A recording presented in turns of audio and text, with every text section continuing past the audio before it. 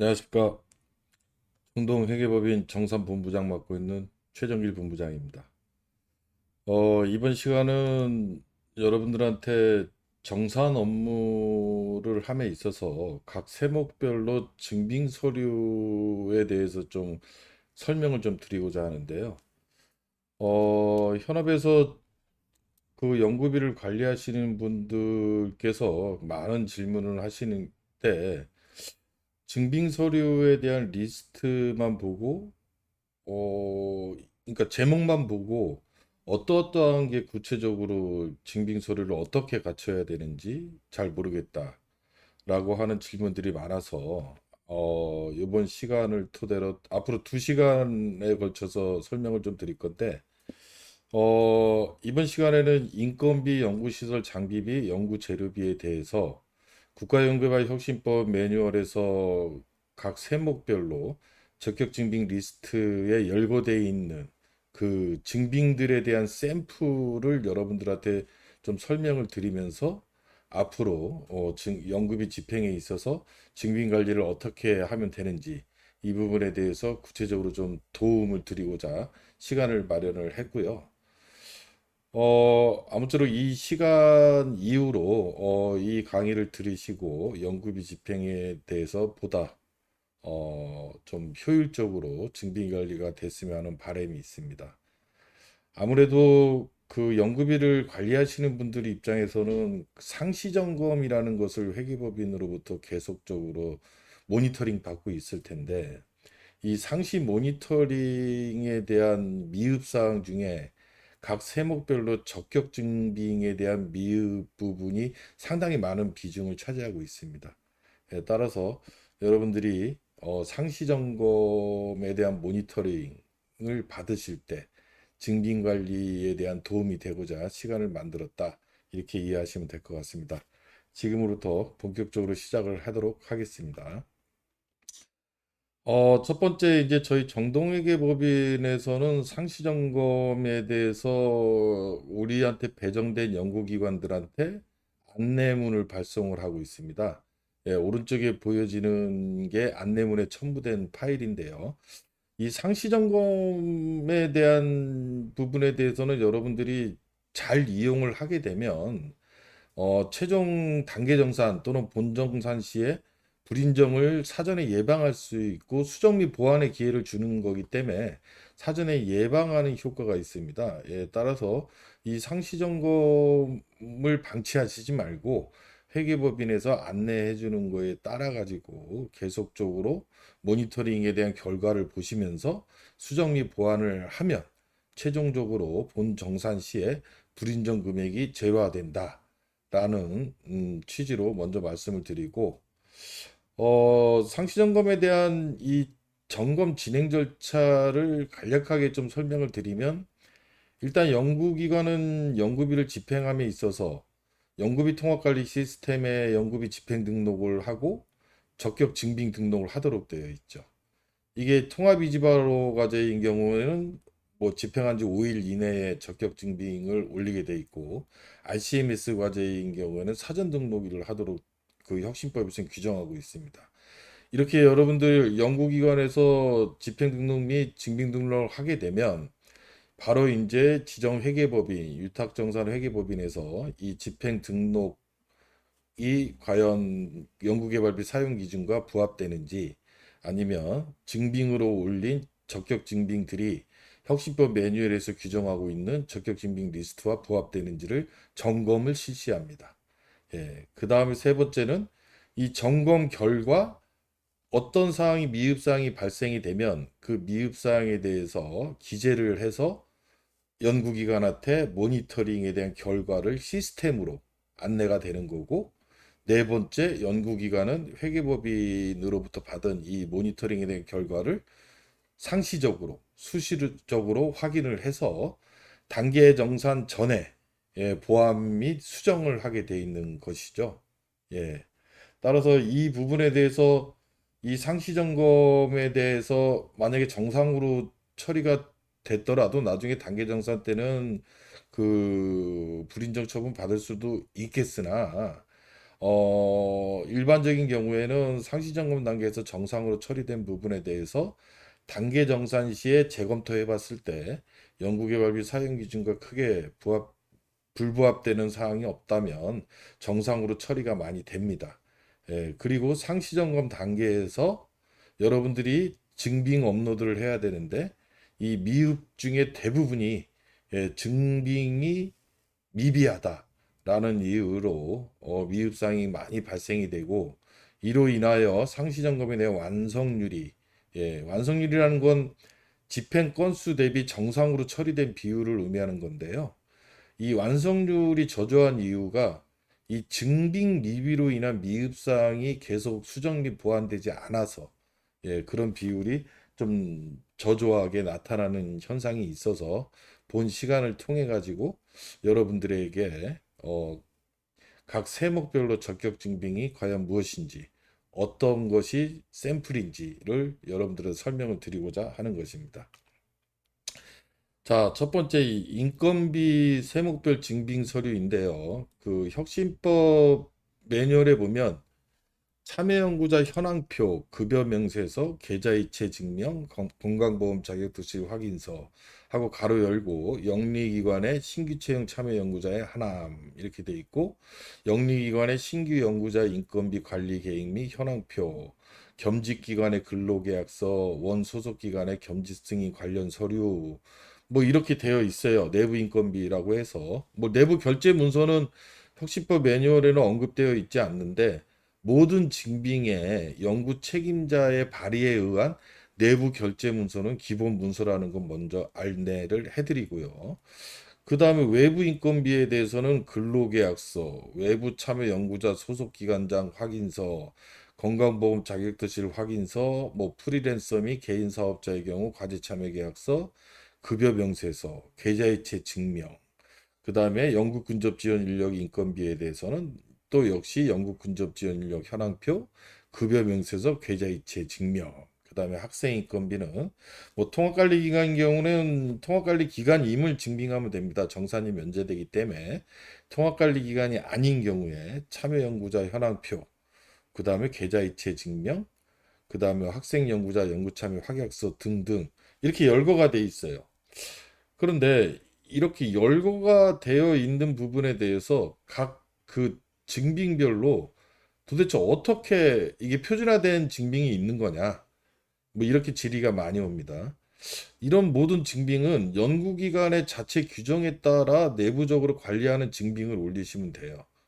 근데 그렇게 얘기만 하니까 연구기관들에서는 어떤 질문이 오냐면 좀 샘플이 있으면 좀 주셨으면 좋겠다. 우리가 이러이러한 걸 과제를 처음 하다 보니까 증빙 관리에 좀 되게 불편함이 있다라고 해서 그러면 지금부터 이제 내부 인건비, 외부 인건비, 연구 근접 지원 인력 인건비, 학생 인건비 등등의 지금 열거된 필요한 샘플에 대해서 여러분들한테 하나씩 보여드리면서 설명을 해드리도록 하겠습니다. 첫 번째 이제 참여 연구자 현황표예요. 이 참여 연구자 현황표는 연구자명하고 그다음에 직위, 그다음에 뭐 기존 인력이냐 신규 인력이냐 아니면 현금 인건비 대상자이냐 현물 인건비 대상자이냐 그다음에 내부 인건비 대상자이냐 외부 인건비 대상자이냐 참여 기간이 언제까지냐 그다음에 인건비 계상률은 몇 프로고 급여는 이분에 대한 연봉 총액이 얼만데 이 중에 월 급여가 얼마에 해당이 된다. 그래서 이번 달에 얼마 얼마 뭐 12월에 얼마, 1월에 얼마, 2월에 얼마, 3월에 얼마 이렇게 지급할 거다. 라고 하는 인건비 집행에 대한 전체적인 참여 연구원들에 대한 현황표인데요. 이러한 정보가 들어가 있으면 되며 지금 이 보여지는 양식은 저희가 샘플로 다른 기관이 작성한 샘플로 한번 보여드리는 건데 꼭 이렇게만 작성하는 게 아니라 이 참여 연구자 현황표에는 연구자명 직위 뭐 이렇게 구분 지어져서 필요한 정보만 들어가면 됩니다. 그래서 양식은 또 이런 식으로 작성하는 것도 있어요. 성명 쓰고 참여 기간 쓰고 참여 계열서 쓰고 이건 과거 양식이 합니다. 인건비 계열서 쓰고 그다음에 어떻게 변경이 됐다. 그래서 변경 전에까지 참여율이 몇 프로고 몇 월부터 인건비 계상률이 이렇게 변경이 됐다. 이런 식으로 써줘도 되고요. 자, 이건 또 다른 참여연구자 현황표입니다. 이것도 마찬가지 참여연구원의 성명이 들어가고 뭐 직위까지는 학생이냐 아니냐 이건 대학교에서 온 듯 하고요. 그리고 나서 저희가 생년월일은 가끔 이제 필요한 경우에 좀 보는 경우가 있지만 아주 필수적인 생년월일이 꼭 필요 충분 요건은 아닙니다. 국가연구자 번호는 이런 식으로 써주면 좋아요. 왜냐하면 아이리스에 최근에 참여연구원으로 등록할 시에 국가연구자 번호를 입력하도록 되어 있거든요. 예, 그래서 이 부분도 참고로 한번 보시면 되고, 역시 이 기관에서 제시한 참여연구자 현황표에 보면 역시 중요한 정보인 참여 기간, 그 다음에 한 달에 월 현금 인건비로 얼마를 지급하고 인건비 계상률은 뭐 몇 프로이며 지금 기준급여라고 되어 있는데 여기서 조심해야 될 게 뭐냐면 기준 단가를 쓰시면 안 됩니다. 예, 기준 단가는 특별히 예외적인 경우가 아니면 인정이 안 돼요. 그래서 대학인 경우에 이렇게 기준 단가를 쓰지 말고 연봉 계약서에 있는 월 급여 이걸 써주셔야 됩니다. 그 다음에 지금 이 참여연구원 샘플은 대학에서 보여준 샘플이다 보니까 교수님, 조교수, 부교수 이런 분들에 대해서는 미지급 인건비 대상자라고 아예 표현을 했습니다. 예, 그래서 인건비의 전반적으로 이렇게 우리는 참여연구자 현황표를 관리하고 있다라고 보여지면 되는데 이건 또 다른 기관에서 또 제시한 겁니다. 역시 참여연구원 구분하고 뭐 성명 들어가야 돼요.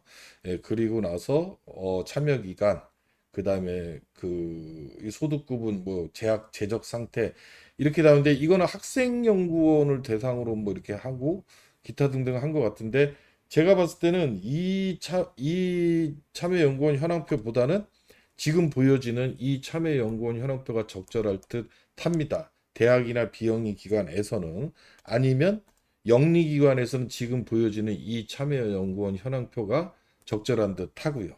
예, 현물과 구분을 해서 그래서 영리기관에 필요한 참여연구원 현황표는 이게 좀 적절해 보이고요.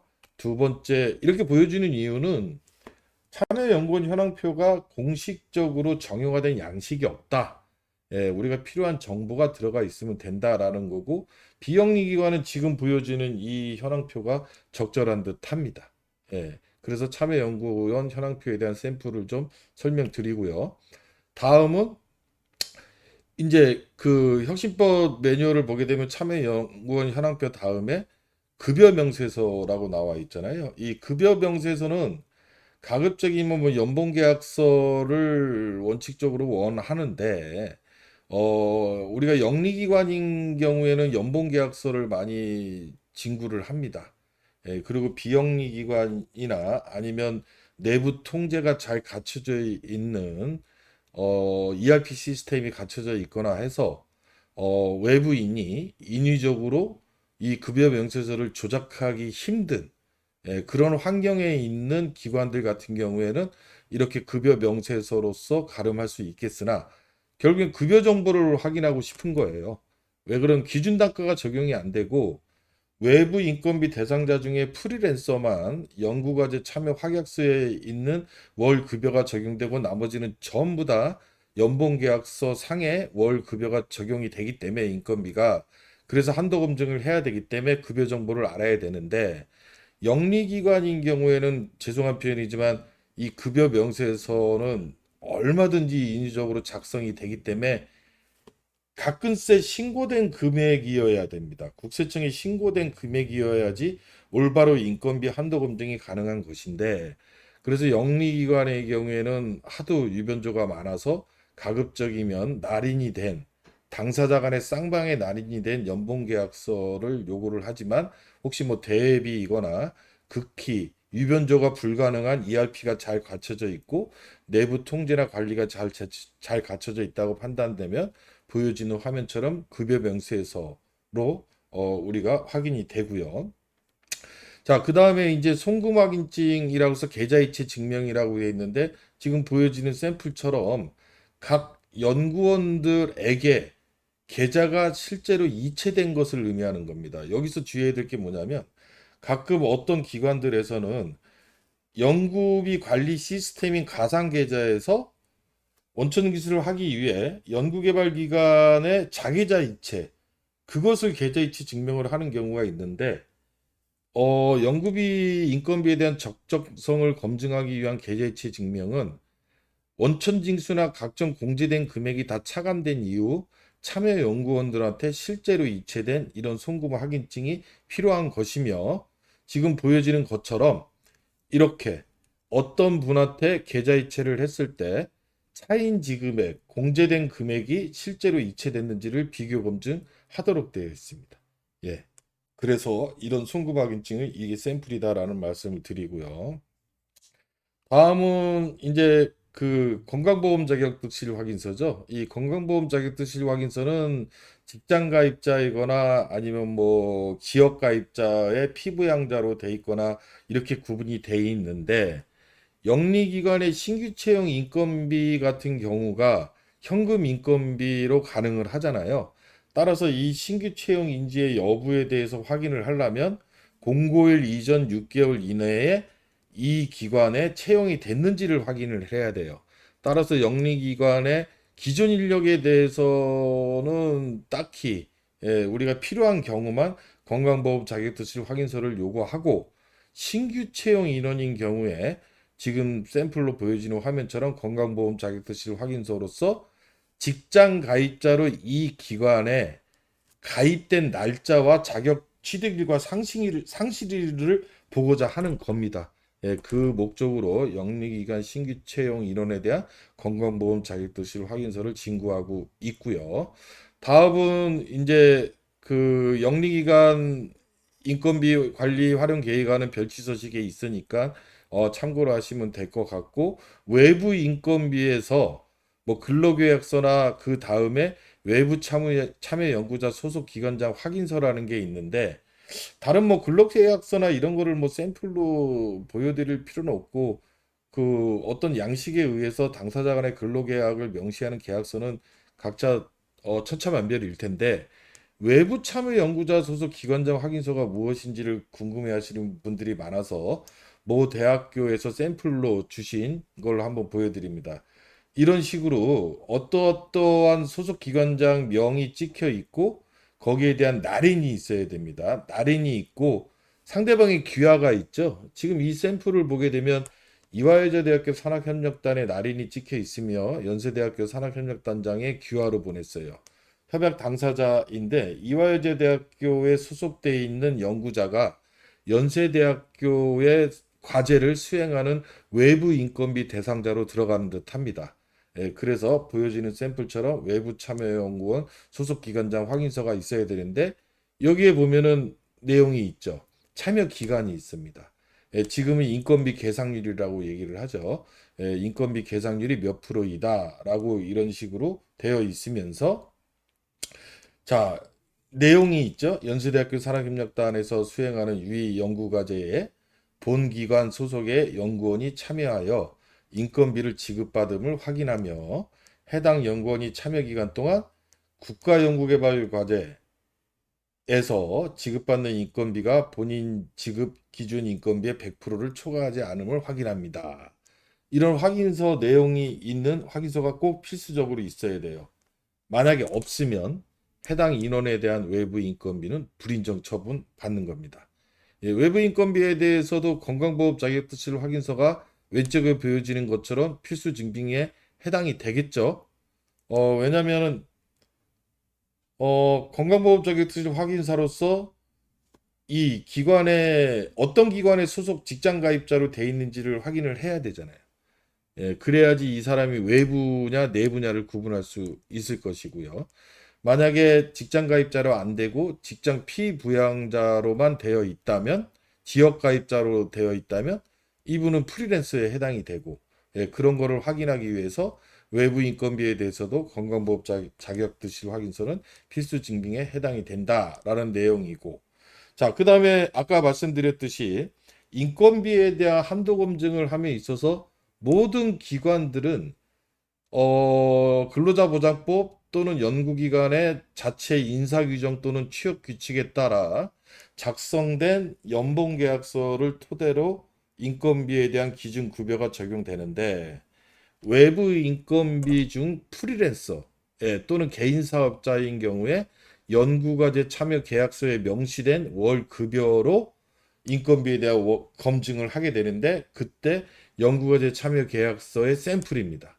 연구 책임자를 쓰고요. 연구 책임자 누구와 아니면 연구 그 외부자가 참여하고자 하는 그 기관장 또는 뭐 연구 책임자가 될 수도 있고요.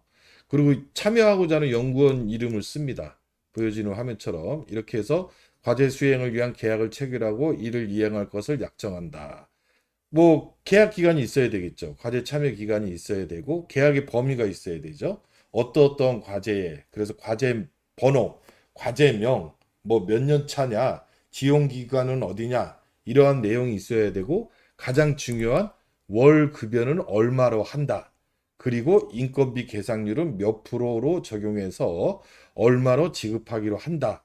라는 내용에 대한 내용이 있는 이 연구과제 참여 확약서의 샘플을 보여드렸습니다. 다음은 이제 아까 말씀드린 그 별지서식 제3호 서식이라고 얘기하고 있는 이 별지서식 3호 서식 보면 국가연구개발사업 연구개발비 사용기준 별지 제3호 서식 이렇게 써 있죠. 제목에. 이때 신규 연구자 인건비 관리 계획 및 현황인데 과거에는 이런 식으로 되어 있었어요. 근데 최근에 이런 식으로 2023년 12월 28일 날 연구개발비 사용 기준이 개정됩니다. 개정되면서 어떻게 제목이 바뀌냐면 이제는 영리기관의 신규 연구자뿐만 아니라 영리기관의 현금 계상 인건비 관리 계획 및 현황표로 바뀌어요. 이렇게 이게 아마 적용되는 시점은 이 공표된 시점 이후일 테니까 이전 거와 이후 거를 좀 보내드려 봤는데 좀 틀리죠? 지금 빨간색으로 칠해놓은 것처럼 과거에는 과거 거에는 현물로 계상한 인건비, 현금으로 지급한 인건비 얼마다. 그래서 신규 연구자에 대해서 나는 현물로 얼마를 계획하고 그 다음에 수정됐으면 계획 변경 후 얼마고 실제 집행한 게 얼마다. 보통 맞아야 되겠죠? 계획하고 집행한 게. 현물로 만약에 맞지 않으면 이거는 현물보다 미이행이 나오니까 계획된 금액이 1억 8천만 원. 그리고 이건 변경이 없었어. 그리고 사용된 금액, 부담한 금액이 1억 8천만 원. 딱 맞아야죠. 그 다음에 신규 연구자에 대해서 인건비를 현금으로 약 한 2천만 원을 계획했는데 실제 사용한 금액도 2천만 원을 사용했다. 그래서 100%다 사용했다. 라는 이런 사용할 거다. 이런 계획안을 제출하게 되어 있는데 이렇게 바뀌어요. 영리기관의 현금 계상 인건비 관리 계획 및 현황표라는 제목으로 바꾸다 보니까 중소 중견기업의 신규로 채용한 참여 연구자에 대한 현금 인건비 지급. 그 다음에 혹시 현금 인건비 계산 가능한 게 신규 채용 말고 전문 연구 사업자로 신고한 연구개발 같은 경우도 현금 인건비가 인정이 되죠. 그러니까 신규로 채용한 인원에 대해서 원래 계획이 얼마고 변경 후 금액이 얼마냐. 이게 계획 현황표니까. 그 다음에 전문 연구 사업자로 신고한 것 중에 여기에 해당돼서 현금 인건비로는 또 얼마 계획하고 혹시 여기로 해당돼서 얼마를 계획하고 있느냐. 아니면 좀 자세하게 설명드리면 중앙행정기관의 장이 인건비 또 현금 계상이 필요하다고 인정되는 과제에 대해서는 인건비가 현금이 가능하잖아요. 이렇게 세 가지가 영리기관의 현금 인건비가 가능한 사례거든요. 따라서 영리기관의 현금 계상 인건비 관리 계획 및 현황표에 이렇게 수정이 되는 거예요. 첫 번째 사례, 현금 인건비가 가능한 사례가 중소중견기업의 신규로 채용한 연구자인 경우니까 원래 계획과 변경 후 계획. 그 다음에 두 번째 현금 인건비가 가능한 사례가 전문 연구 사업자로서 신고한 이런 연구기관인 경우. 그 다음에 나머지 마지막이 중앙행정기관의 장이 필요하다고 인정되는 경우가 여러 가지 사례가 있죠. 거기에 해당되면 거기에 기재를 하도록 이렇게 좀 양식이 바뀌었습니다. 다음 샘플은 이제 학생 연구자 연구 참여 하객서죠. 뭐 공통되는 현황표나 급여명세서 영국근접지원 인력 인건비는 현황표는 아까 그 참여연구원 현황표 참고하시면 되고 급여명세서 계좌이체는 참고하시면 되는데 학생 인건비 중에 통합관리 기간이 아닌 경우 학생 연구자 연구참여 확약서가 필수 증빙입니다. 국가연구개발사업 연구개발비 사용 기준에 밑줄 쭉 내려보시면 별지 서식이 쭉 나와 있습니다. 그 별지 서식을 샘플로 보여드리는 건데 지금 샘플로 보여드리는 이 학생 연구자 연구참여 확약서를 만약에 구비하지 않는다면 그 학생 인건비는 불인정 처분됩니다. 이 학생 연구자 연구 참여 확약서는 필수 증빙입니다. 그리고 이거는 별지 서식에 있는 서식이다 보니까 연구기관들이 자유롭게 본인들 양식에 의해서 쓰는 서식이 아닙니다.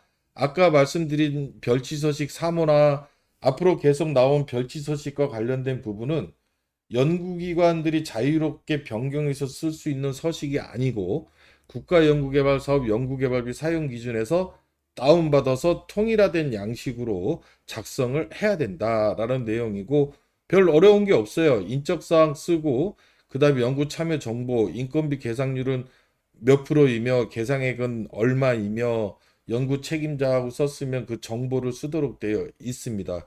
그런데 우측 하단에 보면 이 날인 부분에 대해서 좀 주의하셔야 됩니다.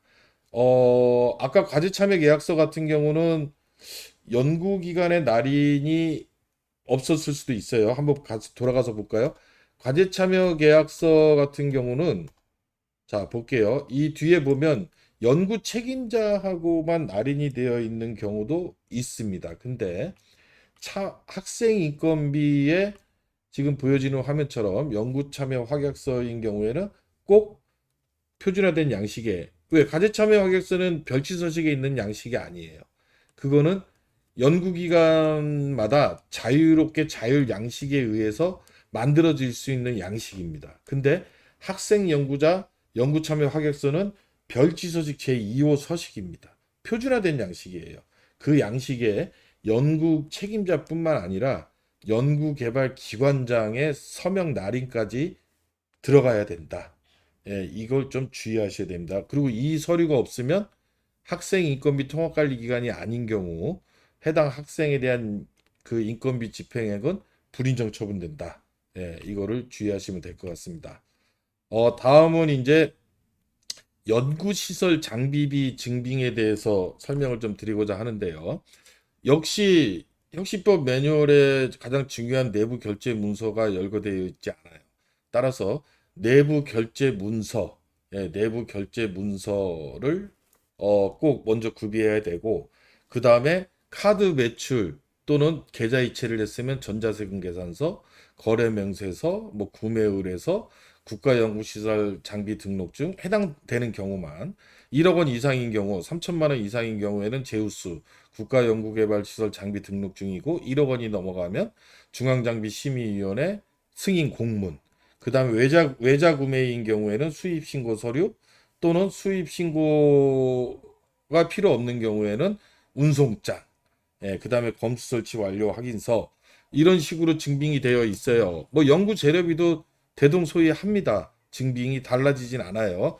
그런데 이 증빙 리스트만 봐가지고 구체적으로 어떤 증빙인지 모르겠다라고 해서 본 시간에 여러분들한테 샘플을 보여드리는 거죠. 그래서 하나씩 샘플을 보여드리면 연구비 카드에 대한 카드 매출 전처는 이런 식으로 부가세가 구분나고 날짜 이거는 뭐 표준화된 샘플이고요. 그 다음에 거래 명세서는 이겁니다. 이렇게 품목 그 다음에 품명 규격 수량 단가 이거를 알고자 하는 목적이에요. 일단 거래 명세서라는 것은 거래가 됐음을 입증하는 서류입니다. 그리고 우리가 거래명세서를 요청하는 이유는 뭐냐면 전자세금 계산서만 주고받는 가공거래 인지를 추가적으로 실질 거래가 있는지 확인하고자 거래명세서를 확인하고 이게 인도가 돼서 사용 가능한 시점이 된 건지 그래서 해당 과제와 직접적으로 연관되게 사용이 됐는지를 확인하는 게 검수 확인서예요. 그런데 거래명세서에 이렇게 카이스트처럼 검수, 그래서 날짜, 이렇게 날짜가 찍혔어요. 지금 이 서류를 보면 23년 2월 27일 날 이런 품목들, 이런 단가에 의한 거래 명세서가 들어왔고요. 한국과학기술원이 공급받는 자네요. 예. 그리고 거래가 됐는데 우리 과학기술원에서는 이렇게 검수까지 끝냈다. 사용 가능하다라고 이렇게 검수필 도장을 이 거래 명세서에 찍어줘도 이건 검수 확인서로 대응이 가능할 수도 있습니다. 그런데 일반적으로는 검수의 중요한 거는 뭐냐면 검수 완료, 검수가 됐다, 언제, 날짜, 그 다음에 누가 이거를 확인했느냐. 이 세 가지 정보가 검수 완료 확인서에 되게 중요한 정보이거든요. 그럼 이 거래 명세서의 이 검수필 도장이 이걸 대신할 수 있냐? 그래서 이 거래 명세서가 거래가 됐음을 입증하는 서류는 알겠는데 검수 확인서로서 역할을 할 수 있겠느냐? 자, 날짜가 찍혔어요. 2023년 2월 27일 날. 그리고 검수 완료라고 해석이 됩니다. 검수를 했다라는 거고 누가 검수했다라는 게 나와 있어요. 이렇게. 중앙물품 검수장 이렇게 갖고 나와 있어요. 그럼 이 정도면 거래명세서를 검수확인서로 대신 할 수 있겠죠. 근데 만약에 여기에 이런 내용이 없어요. 그냥 검수. 그리고 검수자가 누군지도 없어. 아니면 그냥 이름만 있어. 이거는 거래가 됐음을 입증하는 건지 검수까지 완료가 됐음을 입증하는 건지를 구분할 수가 없어요. 따라서 그렇게 기재되어 있는 거래명세서는 거래까지만 입증되어 있는 서류로서밖에 우리가 간주할 수가 없습니다. 그런 경우에 다른 또 이따 보여지는 샘플의 거래 명세서가 필요하게 되는 것이고요. 지금 보여지는 이 화면은 구매 의뢰서인데요. 해당 과제와의 직접적인 연관성을 기재하도록 되는 샘플 화면입니다. 예, 영국 그 비영리 기관들이 보통 많이 쓰고 있는 구매 의뢰서 샘플 화면이고 검수 확인이 이렇게 사진이 보여지는 거가 좋습니다. 예, 사진으로 보여줘도 되고 사진을 첨부해도 되고요. 그래서 또 다른 검수 확인서를 보면 이런 식으로 돼 있어요. 내부 결제 문서가 있고요. 물품 구입 결의서가 있고요. 어떠어떠한 용도에 의해서 이 물품을 하겠습니다라고 해서 결의서가 있고 전자세금 계산서가 발행이 되고 자, 그 다음에 물품 검수 요청 자산 등록 확인서라고 해가지고 누구누구가 어떻게 해서 우리는 검수까지 끝났으니까 이거를 자산 등록해 주세요. 뭐 이런 식의 서류들입니다. 이런 식의 서류들이 있으면 적격 증빙이 다 갖춰졌다. 이렇게 간주가 돼서 미흡사항에 나올 것이 없어요. 예. 이건 다른 기관의 샘플입니다. 물품 기자재 구매 요청서가 나오고요. 이런 식으로. 그 다음에 비교 견적서까지 썼네요. 이 기관은. 이거는 필요한 경우에 이거는 자체 규정이나 어떤 특정 전문기관에서 비교 견적서가 꼭 필수 증빙이다. 그러면 이런 식으로 기관이 다른 견적서 두 개가 붙어야 됩니다. 예, 이렇게 비교 견적서가 붙고 그 다음에 거래명세서가 역시 또 붙음으로써 어떤 수량과 어떤 단가 어떤 품목이 거래되었는지를 확인하고 전자세금 계산서가 어떻게 청구가 됐구나라는 걸 확인하고 그 다음에 이런 또 검수조서가 나오는 거죠. 예, 이렇게 이게 표준화된 검수조서입니다. 그 왼쪽에 보여지는 이 물품 구입 내역이 들어가고요. 요 지금 빈칸에는 사진이 들어가면 좋습니다. 사진이 들어가고 설치 장소가 어디고, 예, 그 다음에 어떻게 뭐가 어떤 단위로 어디에 설치가 됐고 설치된 화면이 이렇게 돼 있고 이와 같이 우리는 검수를 했다라고 해서 이 날짜를 주의하십시오. 검수 완료 확인서가 지금 2023년 11월 1일로 돼 있는데 만약에 이 과제의 단계 기간이 2023년 12월 31일 날 종료되는 과제라면 이 과제는 이 지금 집행권 금액 1980만 원은 불인정 처분될 여지가 있어요. 왜? 검수 완료된 날짜가 단계 기간 종료 2개월이라는 걸 못 지켰습니다. 10월 31일로 돼 있어야 돼요. 하루 차이로 불인정 처분 받을 수 있습니다. 예. 이렇듯이 이 검수 조서, 검수 완료 확인서를 쓸 때 이 날짜, 이 검수된 날짜로 인해서 이 금액이 불인정 처분될 수 있다라는 게 시사하는 바입니다. 예, 단계 기간 종료 2개월 전까지 검수까지 완료가 돼야 돼요. 이 거래맹세서를 보게 되면 문제가 없어요. 전자세금 계산서 상으로 또 문제 있네요. 예, 2개월을 못 지킬 수 있어요. 이런 식으로. 만약에 이게 만약에 10월 중순이라고 가정할게요. 거래명세서가 10월 중순으로 돼 있고 전자세금 계산서도 10월 중순이에요. 그래서 거래가 10월 중순에 다 끝났고 여기에 대한 대금 청구도 되고 대금 지급도 다 됐습니다. 그런데 나중에 검수 확인서를 보니까 12월 31일 날 단계가 종료되는 과정에서 만약에 11월 1일이다. 이렇게 되면 문제가 생기는 겁니다. 예. 이거를 한 발짝 더 들어가서 설명을 좀 드려봤고요.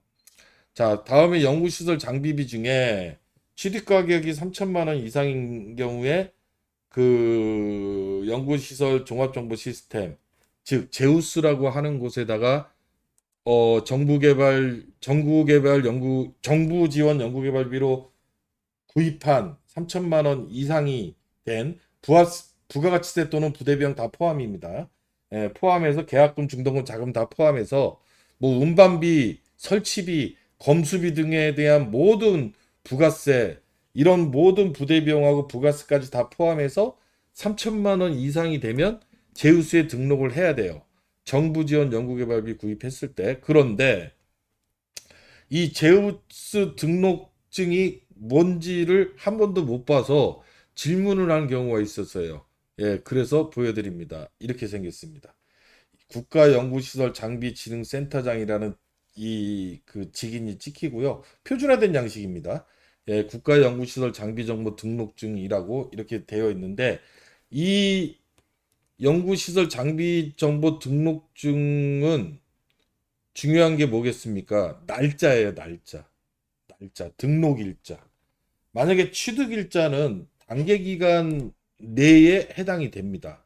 취득일자가 보니까 2개월도 다 지켰어요. 그런데 만약에 등록일자가 단계기간 이후에 해당이 된다. 상단에 보이죠? 예, 시설장비 등록번호 우측에 등록일자라고 보입니다. 이 등록일자가 만약에 연구개발 단계기간 종료 이후면 이 해당 시설 장비의 집행권은 불인정 처분될 수가 있습니다.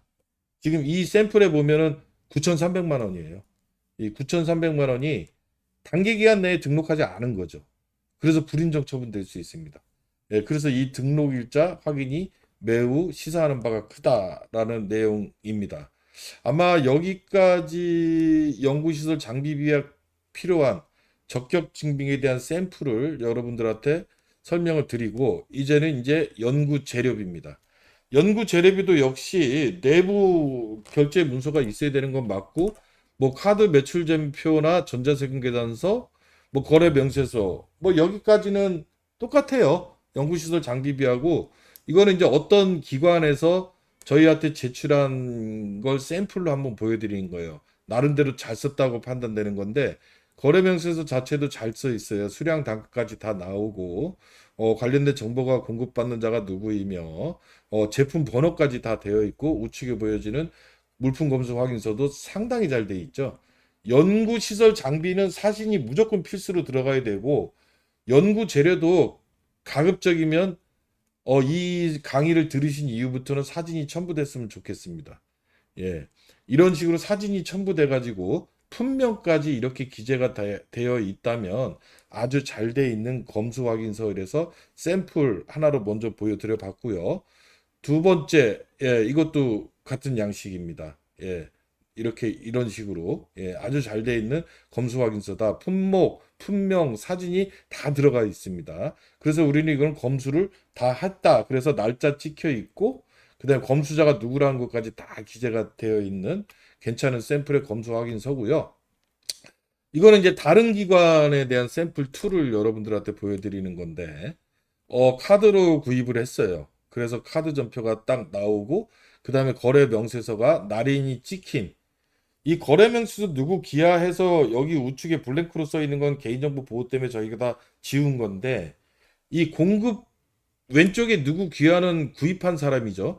공급받는 자한테 거래명세서를 주고 우측에 거래명세서에 공급하는 자, 물건을 판매한 자가 연구비를 집행한 자에게 거래명세서를 이제 제공을 하는데, 여기에 직인이 안 찍혀 있는 거래명세서는 이거는 인정 못 받을 여지가 있습니다.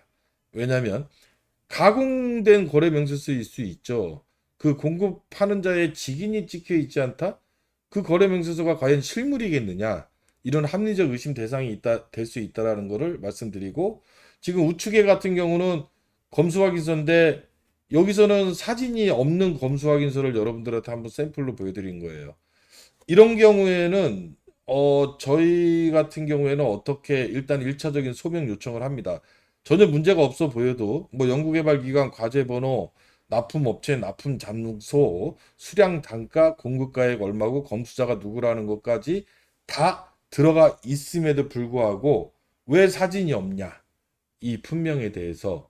그러면 이제 이쪽에서는 뭐라고 답변을 한 거냐면, 이거는 실험용으로 미처 그 사실을 인지하지 못해서 사진이 검수된 검수 확인서가 권장되는 바라고 인지하지 못해서 라고 얘기를 하면서, 옆에 보면 본인들이 또 첨부 증빙 사진이라고 돼 있어요. 예.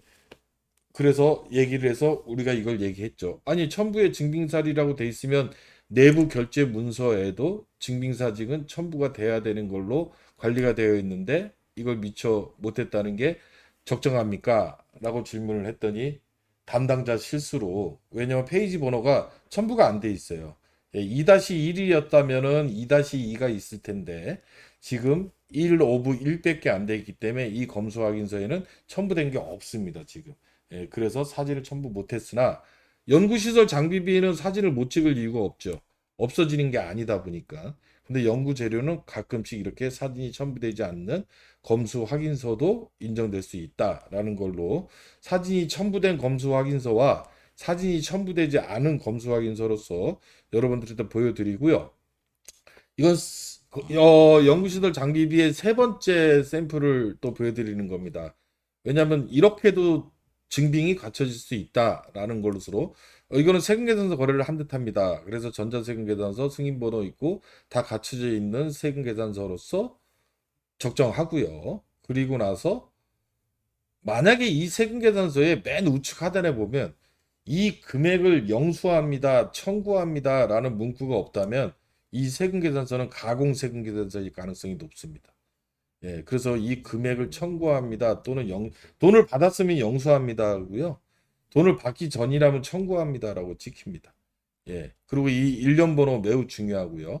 위에 우측 상단에 보면 이 일련 번호가 찍히지 않는 세금계산서는 가공세금계산서로 간주될 우려가 매우 많다. 그리고 세금계산서의 부가가치세법상 필수 항목들이 이런 승인번호, 공급자, 공급받는 자의 정보들, 그 다음에 영수 여부, 그 다음 품목단가, 공급가액 이런 게 다 필수 항목입니다. 이 세법상 필수 항목이 기재되어 있지 않은 전자세금 계산서는 우리가 인정하지 않는다. 그러면 전자세금 계산서만 인정이 되냐? 아닙니다. 전년도 소득 금액이 3억 원이, 매출액이 3억 원이 아니 되는 개인 사업자인 경우에는 아직까지는 전자세금 계산서가 아닌 일반 종이 계산서도 인정이 됩니다. 근데 전년도 매출액이 3억 원이 넘는 자는 전자세금 계산서를 받아야 된다. 그리고 법인은 무조건 전자세금 계산서예요. 상대방이. 법인이 만약에 공급자가 개인일 경우에 전년도 매출액이 3억 원이 넘느냐 안 넘느냐에 따라서 전자세금 계산서 또는 일반 종이 계산서로 간주가 될 수 있다라고 하니까, 여러분들이 연구비를 집행할 때 개인 사업자하고 만약에 집행을 했는데 그냥 종이 세금 계산서를 주네? 그러면 일단은 확인해 보셔야 돼요. 왜 전자세금 계산서를 안 하시는지.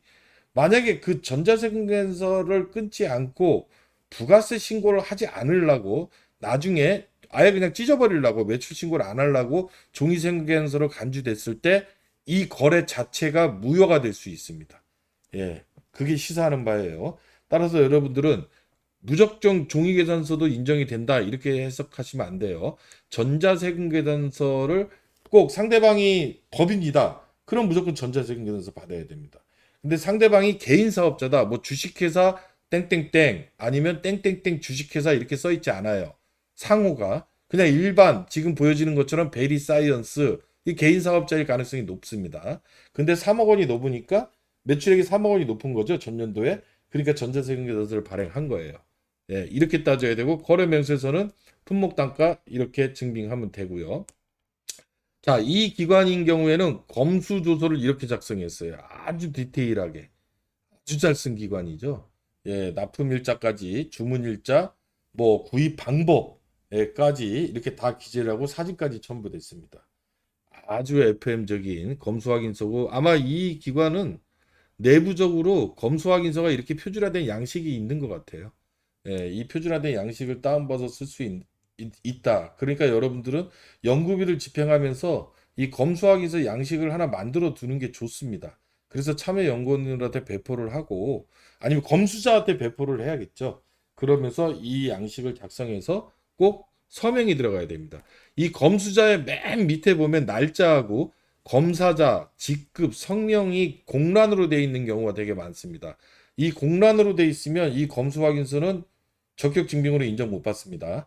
예, 소속, 직급, 성명, 그 다음에 서명 날인, 서명 또는 날인이 꼭 들어가야 됩니다. 서명 또는 날인이 안 들어가면 안 되고 우측에 보여지는 것처럼 이렇게 품목을 확인할 수 있는 이렇게 번호로서 확인이 되거나 아니면 내용으로서 확인이 돼야 되는데 만약에 우측의 사진이 이렇게 번호로서도 확인이 안 되고 내용으로도 확인이 안 되는 이런 박스만 그냥 가지고 이렇게 증빙을 했다?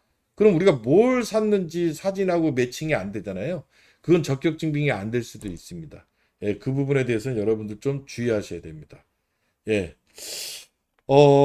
이상으로 인건비와 연구시설 장비비, 연구 재료비에 대해서 파트 1로 해서 여러분들한테 혁신법 매뉴얼에서 필요한 필수 적격 증빙의 샘플을 보여드리면서 샘플 그 증빙 관리를 어떻게 해야 하는지라고 설명을 드렸고요.